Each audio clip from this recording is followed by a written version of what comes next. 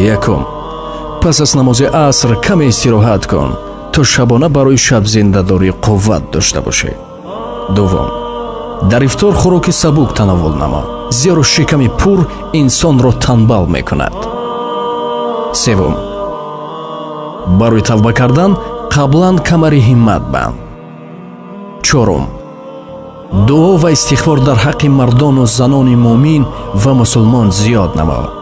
панҷум, кӯшиш намо ки дар дуо бо қалби ҳозир ва чашмони гирён бошӣ, зеро он аз камоли одоби дуост.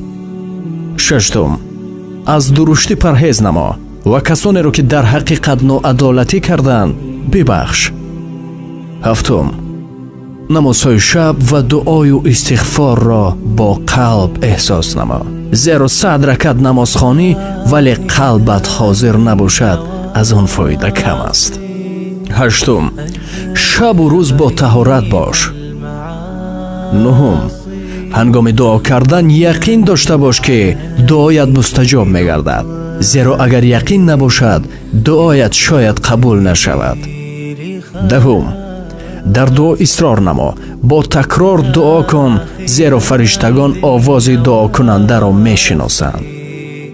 ёздаҳум, ба Аллоҳ бо дили шикаставу ғамгин муноҷот намо ва гуноҳоятро пеши чашм биёр. 12, истиғфор ва салавот бар пайғамбар саллаллоҳу алайҳи ва саллам зиёд намо. 13, дуоҳои ворид шудан ба ҷаннат ва наҷот аз дӯзахро зиёд кун. 14, ҳоҷатҳоеро ки дар дунё ва охират бароят фоидаовар аст зиёдтар намо, масалан ризқи ҳалол, ҳамсару фарзандони солеҳ ва ғайраҳо.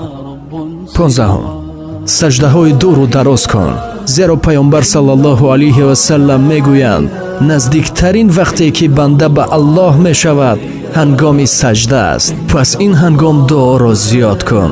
ривояти Муслим. 16, ҳар як сонияро ғанимат дон, фурсатро аз даст мадеҳ, зеро подоши ин шабҳо бепоён аст, бо кам қаноат макун. 17, ин шабҳои қадрро то саҳар зинда дор, зеро фариштагон то саҳар нозил мешаванд. 18, шукри Аллоҳ намо ки зинда доштани шаби қадр насибат шудааст. чӣ қадар мардум беморанд ё бо сабабҳои гуногун наметавонанд ин шабҳоро зинда дошта бошанд. 19, садақаро фаромӯш макун, агарчи кам ҳам бошад. ва дар охир аз Аллоҳ таоло мепурсем ки мову шуморо афву мағфират намояд ва аз ин шабҳои мубораки қадр подоши ҳарчи бештар насиб фармояд. аз дуои некатон бандаи ҳақиқиро фаромӯш макунед.